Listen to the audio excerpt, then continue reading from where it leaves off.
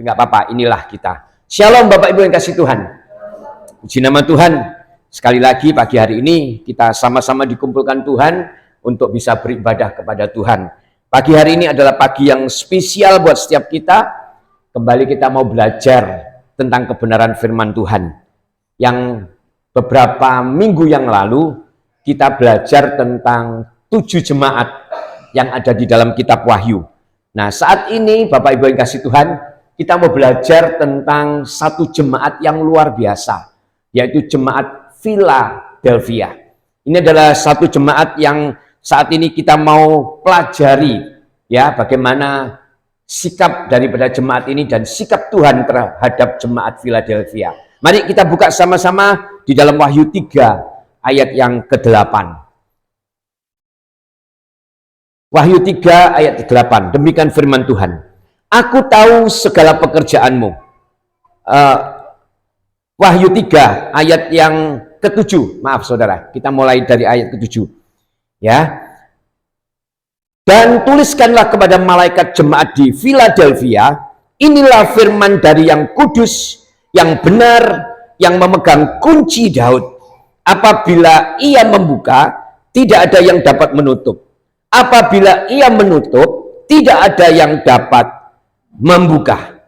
Amin. Bapak Ibu yang kasih Tuhan, kembali kita dibuka tentang siapa sebetulnya sang pemberi wahyu. Kita mau pelajari dulu ya tentang pernyataan kepada Yohanes, dan itu juga menyatakan kepada jemaat di Philadelphia siapa sesungguhnya sang pemberi wahyu, yaitu Tuhan kita yang hidup, ya, yang kudus dikatakan di situ saudara ya, yang benar dan yang memegang kunci Daud. Nah, pernyataan tentang yang kudus, yang benar, ya, yang memegang kunci Daud ini kita pelajari pada pagi hari ini. Supaya kita semua semakin mengerti juga tentang siapa sih sesungguhnya Tuhan kita. Karena yang dikatakan sebagai pemberi wahyu ini sesungguhnya adalah Tuhan Allah pencipta langit dan bumi. Dialah yang memberikan wahyu kepada Yohanes untuk ditulis di dalam kitab Wahyu ini. Saudara, nah, kita pelajari tentang pribadi sang pemberi wahyu dan kaitannya dengan kita pada pagi hari ini. Saudara, kita lihat kudus dan benar. Itu pastinya adalah sifat yang melekat kepada Allah kita. Ya, dia menyatakan bahwa sesungguhnya dia adalah yang kudus dan yang benar. Ya, kudus dan benar sebenarnya adalah kodrat Allah, saudara. Kudus dan benar ini adalah sesuatu yang melekat kepada Tuhan. Oleh karena itu, bagi Allah tidak ada yang tidak kudus. Bagi Allah tidak ada yang tidak benar. Semuanya benar, ya. Karena itu yang melekat di dalam hidup Allah. Ya, saudara. Jadi saya mau katakan pasti kudus dan benarlah firman Tuhan. Oleh sebab itu ini kita mau sama-sama mengerti saudara, supaya kita ini nggak gagal paham tentang siapa sesungguhnya Tuhan kita. Saya tegaskan tadi bahwa sesungguhnya sifat yang melekat kepada Allah itu adalah, atau pribadi Allah sendiri adalah kudus dan benar. Ini tidak bisa dipisahkan saudara. Oleh sebab itu dia menyatakan kepada jemaat di Philadelphia bahwa sesungguhnya dia adalah yang benar dan yang kudus. Nah saudara, sekali lagi saya mau katakan kudus adalah sifat yang melekat dari Allah. Bahkan pribadi Allah itu adalah kudus. Karena Allah itu kudus, maka kita bagaimana gitu saudara? Karena kita ini kan anak-anaknya. Ketika Allah menyatakan aku ini adalah yang benar dan yang kudus, makanya sikap kita ini bagaimana saudara? Kita mau lihat di dalam 1 Petrus 1 ayat yang ke-13. Ya, kita mau membaca 1 Petrus 1 ayat yang ke-13. Ya, demikian firman Tuhan. Sebab itu siapkanlah akal budimu, waspadalah dan letakkanlah pengharapanmu seluruhnya atas kasih karunia yang dianugerahkan kepadamu pada waktu penyataan Yesus Kristus. Ini yang pertama kita pelajari dulu Bapak Ibu kasih Tuhan. Firman Tuhan ini berkata kepada kita untuk mempersiapkan akal budi kita. Firman Tuhan ini menyatakan kepada setiap kita bahwa kita ini harus waspada dan meletakkan semua pengharapan kita kepada Tuhan. Ini dikatakan di dalam ayat ini bahwa pengharapan kepada kasih karunia Allah, bahkan dikatakan seperti itu. Ini adalah bagian dari kita, saudara, yang harus kita kerjakan. Kita ini harus mempersiapkan akal budi kita dan waspada, serta meletakkan seluruh pengharapan kita kepada kasih dan karunia Allah.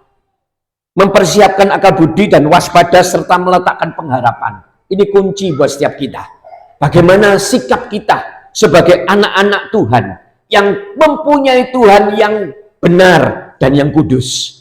Ini adalah hal yang harus kita kerjakan, saudara. Nah, apa itu kasih karunia Allah? Kasih karunia Allah adalah kuasa, saudara. Kuasa yang selalu menyertai orang-orang percaya. Saudara dan saya adalah orang-orang percaya. Oleh sebab itu saya percaya kita semua ini punya kuasa, saudara. Dan kuasa ini selalu menyertai setiap kehidupan kita. Ya, kita harus mengerti, saudara. Ini adalah kuasa yang selalu menyertai orang percaya. Melalui apa, saudara? Melalui karya Roh Kudus. Melalui Roh Kudus, saya katakan. Makanya hari ini saya katakan hari spesial, hari Pentakosta. Adalah merupakan satu hari yang luar biasa yang memang kita damba-dambakan. Ya. Kita mau tahu sekali lagi, Bapak Ibu yang dikasih Tuhan, kita lihat di dalam Kisah Para Rasul 1 ayat yang ke-8. Ini menyatakan dengan jelas bagaimana Roh Kudus itu di dalam hidup kita. Ya, kita lihat di dalam Kisah Rasul 1 ayat yang ke-8. Dikatakan begini, tetapi kamu akan menerima kuasa kalau Roh Kudus turun ke atas kamu. Dan kamu akan menjadi saksiku di Yerusalem dan di seluruh Yudea dan Samaria dan sampai ke ujung bumi. Saudara, kalau baca ayat ini, sekarang saudara bisa ngerti, perlu nggak kira-kira kita dengan Roh Kudus? Kalau kita sudah membaca ayat ini, saya percaya kita semua pasti punya kerinduan. Karena kita tahu dikatakan, ketika kita menerima kuasa, kalau Roh Kudus itu turun atas hidup kita. Jadi sesungguhnya kita ini perlu Roh Kudus, saudara. Dan Roh Kudus itu penting di dalam hidup kita. Makanya gereja kita ada doa 10 hari untuk pencurahan Roh Kudus. Ya, ini sesuatu yang harus kita lakukan, saudara. Ya, kalau kita lihat sekarang, kuasa apa sih sebetulnya yang diberikan oleh Roh Kudus ya kepada setiap kita? Ya, kuasa apa yang Roh Kudus beri buat setiap orang-orang percaya yang punya kerinduan untuk menerimanya, untuk bisa mendapatkannya. Ya, kalau kita lihat kuasa yang Roh Kudus berikan adalah kuasa untuk melakukan kehendak Allah. Nah, kehendak Allah ini adalah sesuatu yang sudah ditulis di dalam Alkitab. Saudara, tanpa Roh Kudus, saya percaya kita ini akan menjadi pribadi yang kosong, saudara. Kosong, ya, saudara. Bahkan saya katakan ketika tanpa Roh Kudus, kita ini bukan siapa-siapa, saudara. Orang Kristen, kalau mengaku dia sebagai orang Kristen, tetapi dia tanpa Roh Kudus, dia tidak menghargai Roh Kudus bahkan. Dia merasa tidak penting itu Roh Kudus. Saya katakan, dia pasti sebagai orang Kristen yang tidak ada artinya apa-apa. Tidak berdampak apa-apa dalam kehidupan apapun yang dia ada. Karena Roh Kudus inilah sebetulnya memberikan kuasa kepada setiap kita untuk melakukan kehendak Bapa. Nah, apa saudara yang harus dilakukan kalau kita mau penuh dengan Roh Kudus? Saya nggak mau kita ini cuma katakan, ayo kamu penuh Roh Kudus. Apa sih sebetulnya yang harus kita lakukan? Apa yang harus kita kerjakan? Kita lihat di dalam Lukas 11 ayat yang ke-13. Ya. Dikatakan seperti ini, saudara. Lukas 11 ayat yang ke-13. Jadi, jika kamu yang jahat tahu memberi pemberian yang baik kepada anak-anakmu, apalagi Bapamu yang di surga. Ia akan memberikan Roh Kudus kepada mereka yang meminta kepadanya. Oh, ternyata Roh Kudus itu memang perlu kita minta, saudara. Makanya ketika kita berdoa, kita meminta Roh Kudus untuk memenuhi kita. Memang di dalam hidup kita ini sudah ada Roh Kudus. Kita nggak mungkin mengaku Yesus sebagai Tuhan tanpa Roh Kudus. Tetapi di dalam ayat ini dikatakan kita meminta Roh Kudus untuk memenuhi setiap hidup kita. Lebih lagi, meminta. Meminta ini perkataan Tuhan Yesus sendiri, saudara. Kalau saudara lihat di dalam tulisan di dalam Lukas 11 ayat 13 ini. Ini Tuhan Yesus sendiri yang mengatakan, mintalah engkau. Ini bukan orang lain yang mengatakan, Tuhan Yesus secara pribadi mengatakan seperti itu. Nah, kalau saudara lihat perikopnya bagaimana, saudara? Di atasnya. Kalau kita lihat di dalam Lukas ini. Perikopnya adalah tentang apa, saudara? Tentang hal doa. Berarti sesungguhnya Roh Kudus itu bisa kita pinta melalui doa. Amin, saudara. Kita berdoa meminta, saudara. Jadi paham, saudara, ya. Melalui doa, saudara minta Roh Kudus memenuhi hidup kita. Melalui doa. Nah, maka dari itu sekali lagi saya katakan, gereja kita 10 hari setelah kenaikan Tuhan Yesus, kita berdoa bersama-sama di tempat ini. Ya, berbahagialah yang bisa mengikuti, Bapak Ibu yang kasih Tuhan. Sebab memang mungkin kelihatannya biasa-biasa saja, atau mungkin kelihatannya malah ketika berdoa kita juga ngantuk mungkin, atau seperti itu kalau doa kita pada waktu ini malam. Kelihatannya nggak ada apa-apa, saudara, biasa-biasa saja. Maka saudara capek dari kerja harus datang berdoa, ya, meminta, berhubungan dengan Tuhan. Nah, tetapi saya tahu kepada saudara, kita mau sama-sama mengerti, ya, dan saudara dengar secara rohani. Sebetulnya ketika saudara berdoa, itu saudara di-upgrade oleh Tuhan. Saudara itu dinaikkan, ya, bahkan dipersiapkan untuk langkah-langkah ke depan dalam hidup saudara. Ketika saudara meminta Roh Kudus itu, berdoa seolah-olah kok gak ada apa-apa, ya. Aku sudah minta kepada Tuhan. Karena kerja Roh Kudus itu tidak selalu sama, saudara. Dia bekerja pribadi lepas pribadi itu selalu berbeda. Tapi ketika kita sungguh-sungguh berdoa, ketika kita sungguh-sungguh meminta kepada Tuhan, walaupun secara jasmani kita merasakan kok biasa-biasa saja, ya, kok tidak kelihatan apa-apa, tapi sesungguhnya secara roh, saudara itu di-upgrade oleh Tuhan. Bahkan dikasih tahu langkah selanjutnya oleh Tuhan. Biasa langkah apa yang harus saudara lakukan, ya. Langkah-langkah ke depan saudara itu pasti akan banyak mengalami kemenangan. Saya akan kasih contoh kepada saudara. Saya akan teringat kepada satu nabi yang bernama Elisa dan bujangnya yang bernama Gehazi. Ini adalah merupakan satu nabi Tuhan ketika bangsa Israel pada waktu berperang melawan Raja Aram. Kita lihat di dalam 2 Raja-Raja 6 ayat 16 dan 17. Ini saya kasih tahu bukti, saudara, bagaimana Tuhan itu berkarya di dalam roh. Kita nggak mengerti mungkin karena kita tidak dibuka oleh Tuhan. Tetapi sesungguhnya Tuhan itu tidak diam saja, saudara. Kita lihat di 2 Raja-Raja 6 ayat 16 sampai 17. Nah, demikian firman Tuhan. Jawabnya, jangan takut, sebab lebih banyak yang menyertai kita daripada yang menyertai mereka. Ya, lalu berdoalah Elisa, ya Tuhan, bukalah kiranya matanya supaya ia melihat. Maka Tuhan membuka mata bujang itu sehingga ia melihat. Tampaklah gunung itu penuh dengan kuda dan kereta berapi sekeliling Elisa. Saudara, saudara lihat, ini adalah berbicara secara rohani. Jasmani kita memang nggak melihat. Seolah-olah ketika kita berdoa, ketika kita beribadah, ketika kita melakukan ritual setiap keagamaan kita, seolah-olah biasa-biasa saja, nggak ada apa-apanya.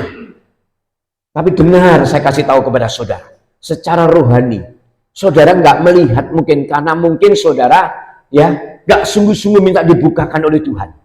Tetapi secara rohani sebetulnya pekerjaan rohani ini bekerja terus, saudara. Bahkan dikatakan ada satu karya Tuhan atas hidup kita.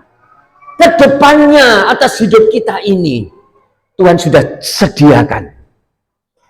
Ya, saudara, 1 Petrus 1 ayat 14 dikatakan seperti ini, saudara. Ya, kita lanjut sekarang. Kita melalui di 1 Petrus 1 ayat 14. Hiduplah sebagai anak-anak yang taat dan jangan turuti hawa nafsu yang menguasai kamu pada waktu kebodohanmu. Saudara, sikap hidup taat sebagai seorang anak dan tidak menuruti hawa nafsu adalah sikap hidup cerdik ya dari orang-orang percaya. Kenapa saya katakan begitu? Karena di firman Tuhan ini mengatakan bahwa ternyata orang yang menuruti hawa nafsu, bahkan yang menguasai itu cuma hawa nafsu, itu adalah orang-orang yang bodoh. Nah, saudara, firman Tuhan ini mengatakan hanya orang yang bodoh yang tidak bisa hidup taat sebagai seorang anak dan selalu menuruti hawa nafsu. Itu orang bodoh, saudara. Itu orang bodoh. Nah, saudara, jadi kalau kita tidak bisa taat dan hidup sebagai seorang anak, firman Tuhan mengatakan sesungguhnya jangan menyalahkan Tuhan. Itu sikap hidup daripada orang bodoh. Sikap hidup dari seorang yang bodoh itu adalah orang yang menuruti hawa nafsu. Nah, saudara, sekarang kalau ada yang mengatakan, lupa, ketaatan termasuk kesetiaan, termasuk perbuatan baik, yang mengerjakan kan Tuhan. Nah, ini ada beberapa pendapat yang seperti itu, saudara. Ya, nah sekarang kalau begitu, apakah kalau orang percaya tidak hidup taat, tidak hidup setia, tidak hidup melakukan perbuatan baik, apakah Tuhan yang bodoh? Saudara harus pikir itu, saudara. Kalau segala sesuatu dikatakan lupa, ketaatan, termasuk kesetiaan, termasuk perbuatan baik, semua kan yang mengerjakan Tuhan atas hidup kita. Jadi kalau seandainya saudara melakukan ketidaktaatan, melakukan ketidaksetiaan, bahkan mengerjakan sesuatu yang salah, apakah Tuhan yang bodoh? Paham, saudara? Nah, begini, saudara, saya mau katakan lebih jelas lagi ya, saudara ya. Saudara, selama kita hidup di dunia, apakah ketika kita tidak setia kepada Tuhan, tidak taat, tidak melakukan perbuatan baik, apakah kita akan terus menyalahkan Tuhan?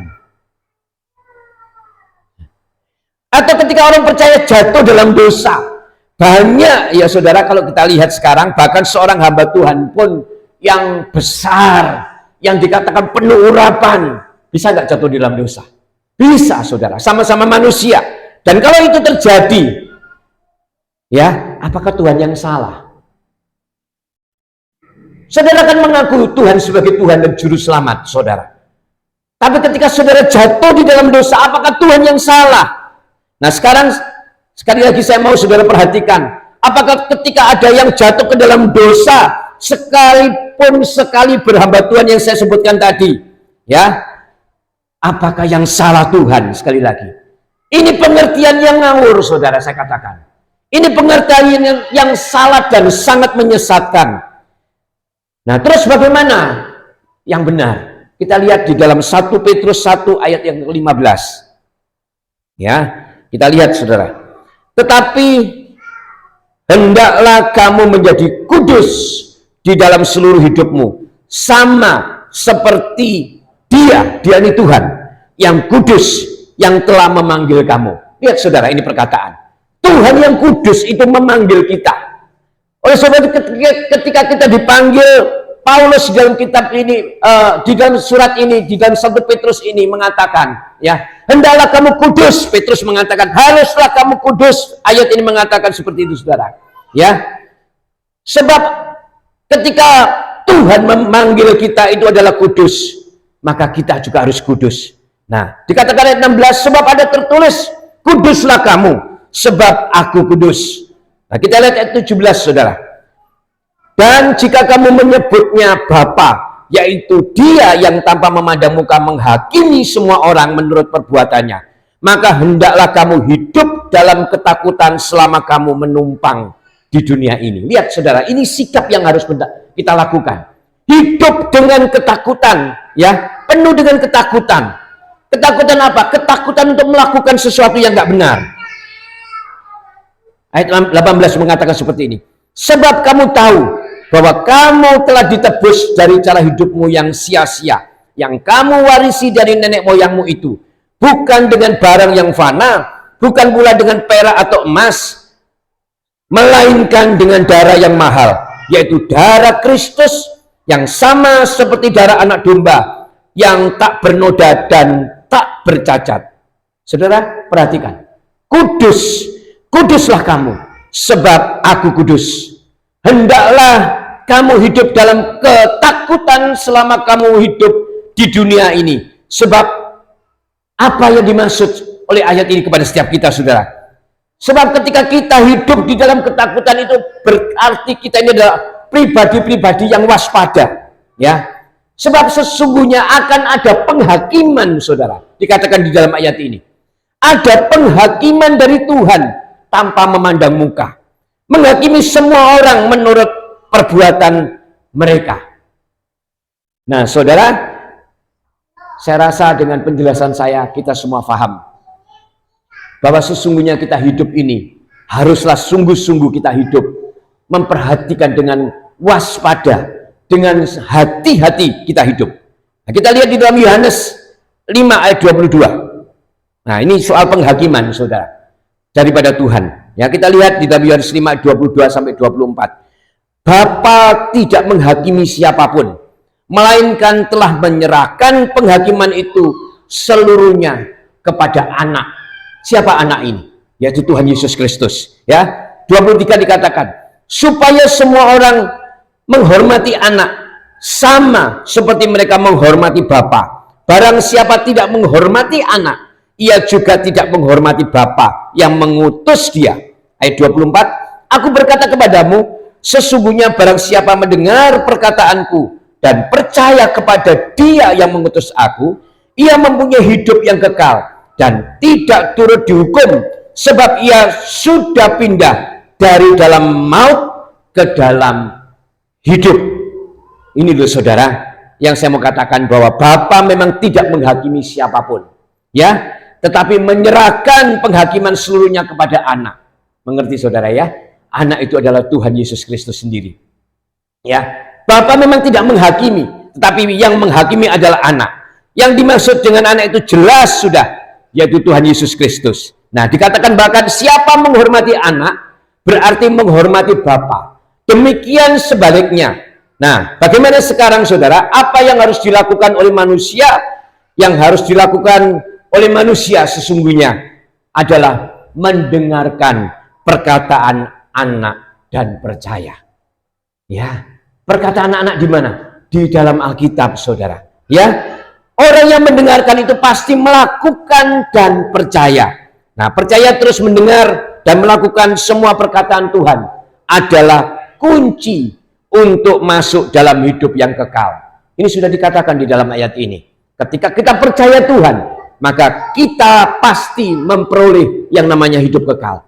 Tetapi Tuhan katakan, jaga itu, saudara, supaya kita tetap menjadi pribadi-pribadi yang punya hak di dalam kekekalan. Nah, di dalam kitab Wahyu ini, pernyataan pribadi tentang sang pemberi wahyu yang kedua, yaitu pemegang kunci Daud, dikatakan seperti itu, ya. Ini pernyataan tentang bagaimana berdaulatnya sang pemberi wahyu, ya. Sebab ketika dia menutup, tidak ada yang bisa membuka. Demikian juga sebaliknya, ketika dia menutup, ya, ketika dia membuka, tidak ada yang bisa menutup. Kunci Daud ini adalah kunci dari pintu spiritual, kalau saya lihat, saudara, ya. Kunci Daud ini adalah kunci pintu spiritual. Tidak peduli siapapun yang ingin berusaha untuk menjatuhkan saudara. Ya, saya mau katakan pagi hari ini, siapapun yang berusaha atau berniat buruk kepada saudara, ketika saudara melangkah ke pintu spiritual atau ke kunci Daud ini, maka saya percaya Tuhan yang berdaulat atas hidup kita. Ya, sekarang kita melihat jemaat Philadelphia lebih dalam lagi. Ayo kita buka, saudara, di dalam Wahyu 3 ayat yang ke-8. Dikatakan seperti ini. Wahyu 3 ayat yang ke-8. Ya, mengatakan seperti ini, saudara. Aku tahu segala pekerjaanmu. Lihatlah, aku telah membuka pintu bagimu yang tidak dapat ditutup oleh seorang pun. Aku tahu bahwa kekuatanmu tidak seberapa, namun engkau menuruti firman-Ku dan engkau tidak menyangkal namaku. Saudara, kalau kita lihat jemaat Philadelphia adalah jemaat yang dipuji oleh Tuhan. Saya melihat dari ketujuh jemaat ini, jemaat Philadelphia ini adalah jemaat yang mempunyai satu status yang luar biasa di dalam Tuhan kita. Dia adalah jemaat yang dipuji oleh Tuhan. Dan secara realita, saya mau katakan kepada saudara, kenyataannya, ternyata jemaat Philadelphia adalah jemaat yang sesungguhnya tidak mempunyai kekuatan yang kuat. Dikatakan di dalam ayat ini. Tetapi ternyata Tuhan mengatakan, aku tahu bahwa kekuatanmu tidak seberapa, namun engkau menuruti firman-Ku dan tidak menyangkal namaku. Nah, saudara, ketika kita memasuki pintu spiritual yang tadi saya sebutkan, yaitu percaya kepada Tuhan Yesus dan mempercayakan semuanya kepada Sang Pemegang Kunci Daud, maka sesungguhnya kita juga harus melakukan bagian kita, yaitu menuruti firman Tuhan dan tidak menyangkal nama Tuhan. Sang pemberi wahyu kepada Yohanes untuk ditulis di dalam kitab Wahyu ini, saudara, tahu betul batas kekuatan daripada jemaat Philadelphia. Ya, demikian juga saat ini dengan kita. Tuhan itu sangat mengerti batas kekuatan kita, saudara. Dia sangat mengerti. Nah, pada dasarnya memang manusia itu adalah pribadi yang lemah. Pada dasarnya manusia ini sangat lemah, saudara. Dan saya mau katakan, Tuhan tahu batas kelemahan kita. Tuhan tahu batas daripada kekuatan kita. Tetapi saya mau kasih tahu kepada saudara, jangan jadikan batas kekuatan itu daripada kita ini sebagai alasan untuk kita tidak melakukan firman Tuhan. Lupa, aku kan tidak kuat, aku manusia, aku punya batas. Tapi jangan jadikan ini sebagai alasan, saudara, untuk saudara tidak melangkah melakukan firman Tuhan. Nah, sesuatu yang naif saya bilang, saudara, jika kita tidak melakukan kebenaran, tidak melakukan kesetiaan, tidak melakukan perbuatan baik, lalu menyalahkan Tuhan. Manusia nggak kuat loh Pak, lemah, capek. Kalau kamu berbuat baik terus pasti nggak akan mampu. Jangan jadikan itu sebagai alasan, saudara. Jemaat Philadelphia ini adalah jemaat yang dipuji oleh Tuhan, sebab mereka di dalam keterbatasannya tetap melakukan atau menuruti firman Tuhan. Ini yang betul, saudara. Walaupun kita ini terbatas, walaupun kita ini lemah, walaupun kita ini tidak kuat, tetap lakukan, saudara, firman Tuhan. Seperti jemaat Philadelphia ini. Jangan terjebak dengan pengertian yang memang sengaja dibelokkan oleh iblis di dalam pikiran kita, saudara. Jangan terjebak. Kita harus mempergunakan firman Tuhan dengan sungguh-sungguh, jangan membelokkan, saudara. Ya. Tujuan iblis itu sudah sangat jelas ke dalam hidup kita. Supaya kita ini semua gampang jatuh di dalam dosa. Akan manusia, Pak, aku lemah. Jadi kalau dosa itu wajar gitu loh. Nah, ini yang sebetulnya di dalam firman Tuhan kita mau kikis habis. Dosa bagi kita ini adalah sesuatu yang harus kita perhatikan. Ya, karena tujuan iblis itu sudah sangat jelas. Ingin saudara jatuh terus di dalam dosa. Iblis paling senang kalau saudara jatuh di dalam dosa. Iblis paling suka. Ketika ditanya mungkin saudara, loh kok melakukan lagi perbuatan yang tidak menyenangkan hati Tuhan? Kok jatuh lagi? Kok tidak setia lagi? Kok melakukan hal yang tidak benar lagi? Maka saudara akan menjawab, lah Tuhan tidak bekerja atas hidup saya. Semua kan dari Tuhan, Pak. Hati-hati, saudara. Hati-hati. Ini pengertian yang keliru. Kalau Tuhan mendengar, Tuhan pasti akan menangis kalau melihat seperti ini. Salib Tuhan itu sekali untuk kita, saudara. Jangan sampai kita ini menyalibkan Tuhan untuk kedua kali. Ya, dan orang yang punya pandangan seperti itu, saya pastikan dia pasti akan gampang jatuh di dalam dosa. Jatuh terus dan jatuh terus. Sebab dia merasa, memang aku manusia lemah yang gampang jatuh di dalam dosa.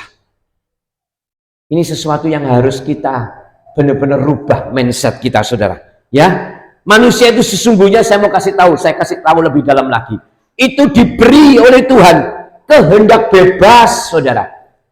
Kalau orang bilang itu free will, dikasih kehendak bebas oleh Tuhan. Nah, saya kasih contoh, saudara, yang sangat nyata dalam hidup kita tentang Adam dan Hawa, nenek moyang kita. Kita lihat dalam Kejadian 3 ayat 3 sampai ke 5. Tetapi tentang buah pohon yang ada di tengah-tengah taman, Allah berfirman, jangan kamu makan ataupun raba buah itu, nanti kamu mati. Tetapi ular itu berkata kepada perempuan itu, sekali-kali kamu tidak akan mati. Ayat kelima, tetapi Allah mengetahui bahwa pada waktu kamu memakannya, matamu akan terbuka dan kamu akan menjadi seperti Allah, tahu tentang yang baik dan yang jahat. Saudara lihat, ternyata iblis itu memang suka membelokkan firman Tuhan. Iblis itu paling suka membelokkan pengertian tentang firman Tuhan. Kebenaran firman Tuhan ini seringkali dibelokkan. Dan saya mau katakan ini sangat berbahaya dalam kehidupan kita. Nah, harus berhati-hati, saudara. Harus selalu berjaga-jaga. Kita lihat, nenek moyang kita ini juga jatuh karena firman yang diucapkan oleh iblis. Firman Tuhan kan mengatakan kamu tidak boleh menyentuh. Tetapi iblis mengatakan enggak loh. Firman Tuhan mengatakan kamu itu boleh memakan, karena ketika kamu makan, kamu akan mengerti, pikiranmu matamu akan terbuka, dan kamu akan menjadi seperti Allah.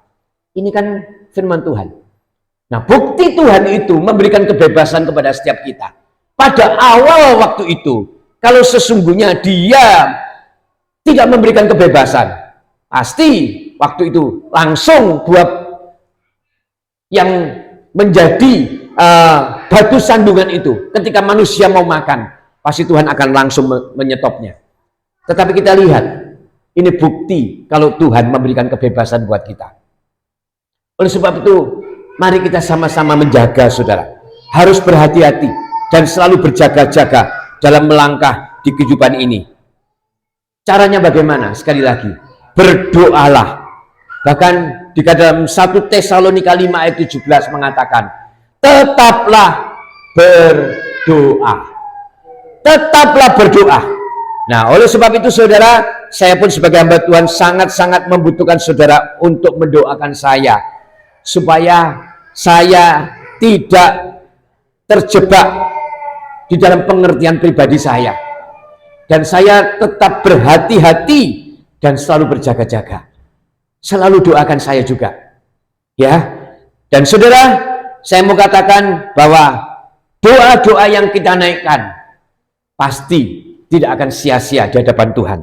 Nah, ketika saudara berdoa, saya percaya apa yang saudara naikkan kepada Tuhan, pasti Tuhan mendengar. Kenapa saya katakan saya minta doa kepada setiap saudara? Bawa saya setiap doa saudara di dalam setiap hari ketika saudara berdoa. Sebab saya ini juga punya tanggung jawab untuk kehidupan kerohanian di tempat ini. Saya tidak mau pertanggungan jawab saya yang saya sampaikan kepada Tuhan itu salah, saudara. Saya minta saudara doakan saya juga, supaya kita ini sama-sama dibawa oleh Tuhan di dalam pengertian-pengertian yang lebih mendalam tentang kebenaran firman Tuhan.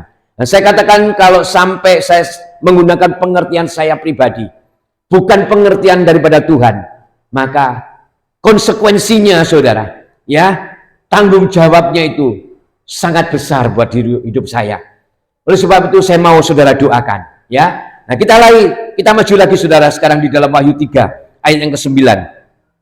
Nah, kita lihat seperti ini, saudara. Lihatlah beberapa orang dari jemaah iblis, yaitu mereka yang menyebut dirinya orang Yahudi, tetapi yang sebenarnya tidak demikian, melainkan berdusta, akan kuserahkan kepadamu. Sesungguhnya aku akan menyuruh mereka datang dan tersungkur di depan kakimu dan mengaku bahwa aku mengasihi engkau. Saudara, orang munafik, pendusta selalu ada di dalam kehidupan orang percaya. Orang munafik, orang pendusta selalu ada di sekitar orang-orang yang dikasihi Tuhan. Bahkan mereka ini ada yang berani menyebut dirinya orang Yahudi, Ya kan, di dalam kitab ini mengatakan, siapa sih orang Yahudi? Orang Yahudi adalah orang pilihan Tuhan, bangsa pilihan Tuhan, keturunan Israel.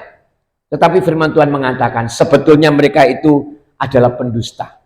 Jadi di dalam kehidupan orang-orang yang mengasihi Tuhan, kadang mungkin ada orang yang berpura-pura juga mengasihi Tuhan sebagai umat pilihan, tapi sesungguhnya dia adalah pendusta. Ini harus kita waspadai, saudara.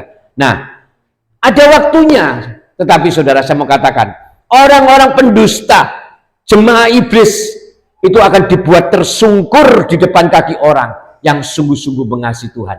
Yang artinya apa, saudara? Saudara tidak perlu khawatir.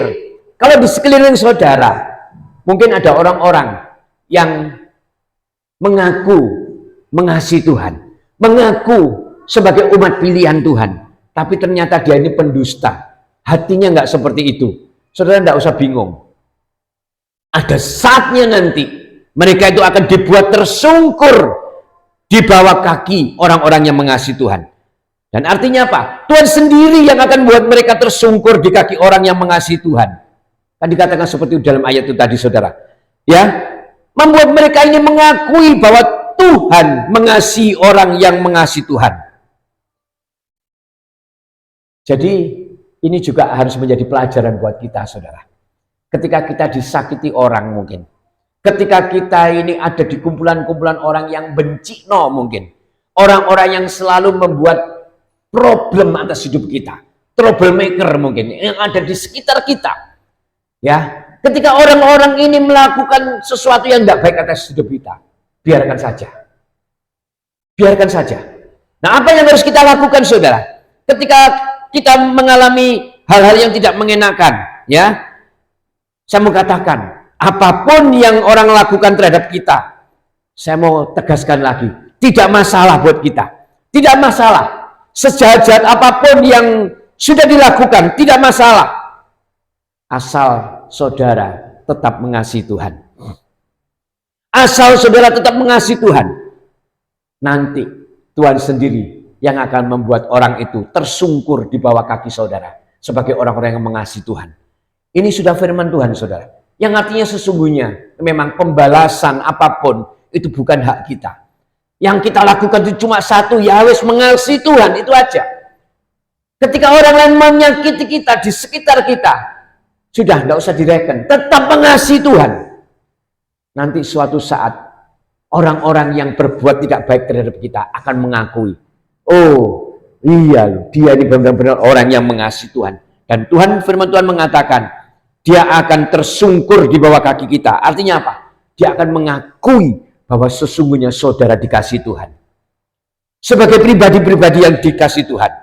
Ya, berarti jangan balas kejahatan dengan kejahatan, tetapi balaslah kejahatan dengan lebih lagi mengasihi Tuhan dengan sungguh-sungguh. Amin, saudara. Ini yang harus kita lakukan. Nah, kita lihat sekarang di dalam Wahyu 3 ayat 10.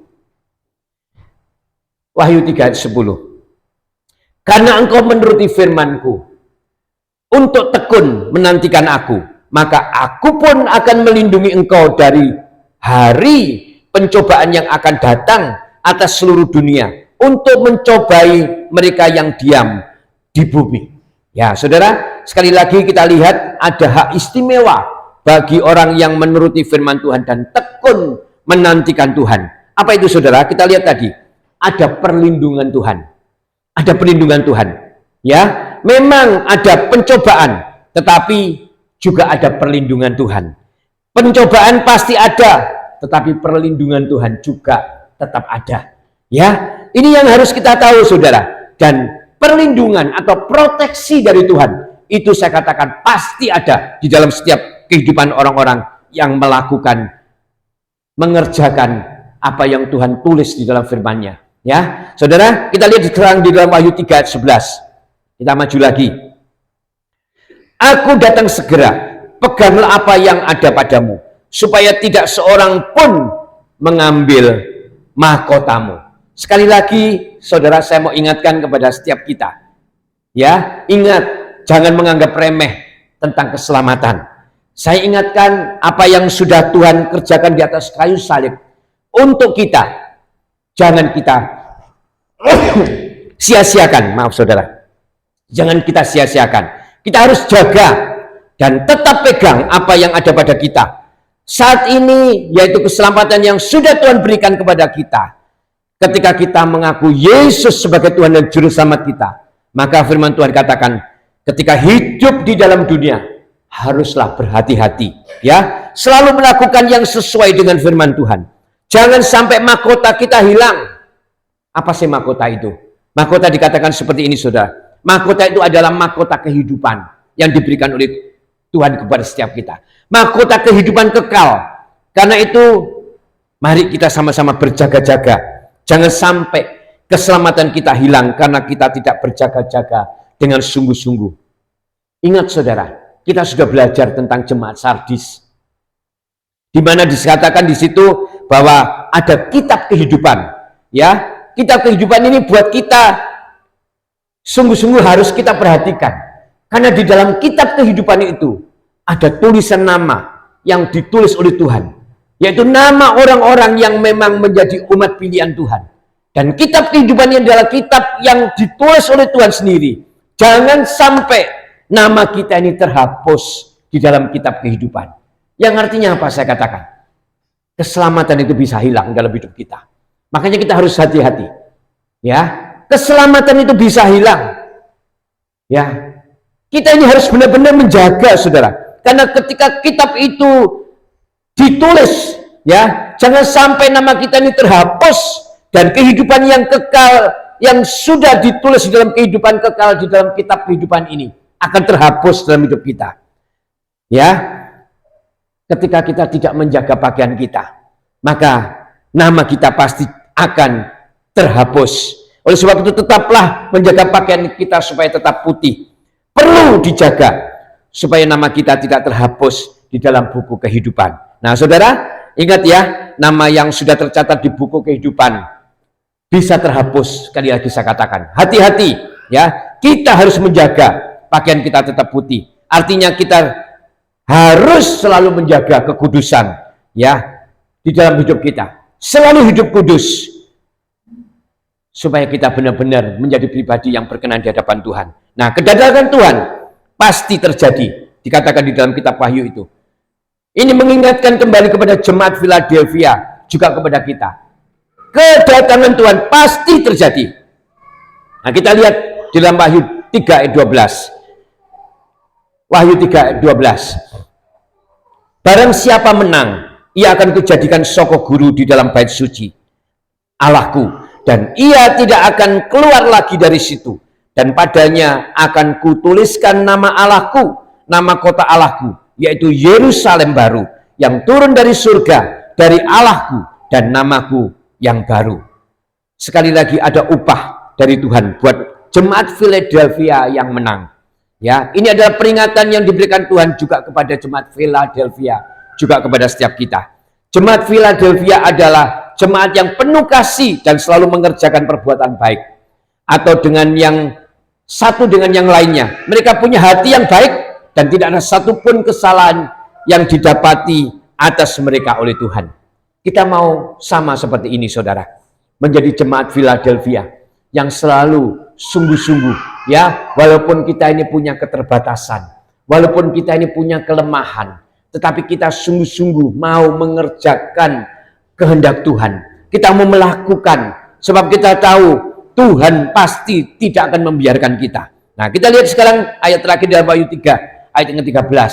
Seperti biasa, dalam ayat ini mengatakan, siapa bertelinga, hendaklah ia mendengarkan apa yang dikatakan Roh kepada jemaat-jemaat. Saudara dan saya adalah orang-orang yang diberi Tuhan telinga untuk bisa mendengar. Oleh sebab itu, dalam firman Tuhan pada pagi hari ini, sungguh-sungguh mengingatkan kepada setiap kita. Jadilah jemaat Philadelphia yang sungguh-sungguh ya menantikan Tuhan dengan sangat hati-hati. Bahkan hidupnya itu sungguh-sungguh dilakukan dengan berhati-hati. Maka ketika kita lakukan itu, Tuhan tahu ya apa yang kita kerjakan, apa yang kita lakukan. Tuhan mengerti batas kekuatan kita. Jadi ketika kita melangkah, ketika kita melakukan segala sesuatu, ketika kita sudah mengerjakan dan kita terjatuh, Tapi kita sudah melakukan, saya percaya tangan Tuhan itu pasti akan menolong saudara. Tetapi kalau saudara dengan prinsip, aku tidak bisa melakukan memang Tuhan, itu kamu yang mengerjakan dalam hidupku. Ketika kita tidak melakukan apa-apa, maka saya percaya ketika kita melakukan dosa, kita akan mengatakan, aku kan lemah Tuhan, aku tidak bisa apa-apa, aku akan terus berdosa. Nah, hati-hati saudara, Tuhan tidak menginginkan itu. Tuhan inginkan setiap kita ini menjadi pribadi-pribadi yang kudus, yang berkenan di hadapan Tuhan. Karena ini adalah merupakan setiap kehendak Tuhan atas hidup kita, menjadi pribadi-pribadi yang kudus. Karena inilah penyembahan kita kepada Tuhan, sebagai persembahan yang menyenangkan hati Tuhan. Ya, saudara paham pagi hari ini firman Tuhan pada pagi hari ini? Saya percaya apa yang Tuhan sudah taruh dalam hati saya sudah sampaikan. Biarlah ini menjadi kekuatan buat setiap hidup saudara. Jadi saya mau kita tidak ada lagi di dalam hidup kita. Kita merasa memang aku memang nggak kuat Tuhan, tetapi aku mau melakukan kehendak Tuhan. Ya, aku nggak kuat memang Tuhan, tapi aku tahu aku punya Roh Kudus yang akan menguatkan aku. Oleh sebab itu ketika kita mau melangkah seperti itu, saya percaya hari demi hari Tuhan akan memberikan kekuatan kepada kita.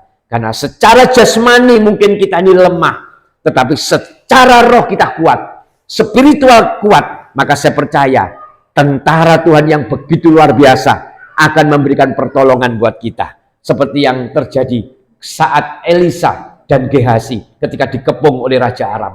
Demikian juga saat ini kita.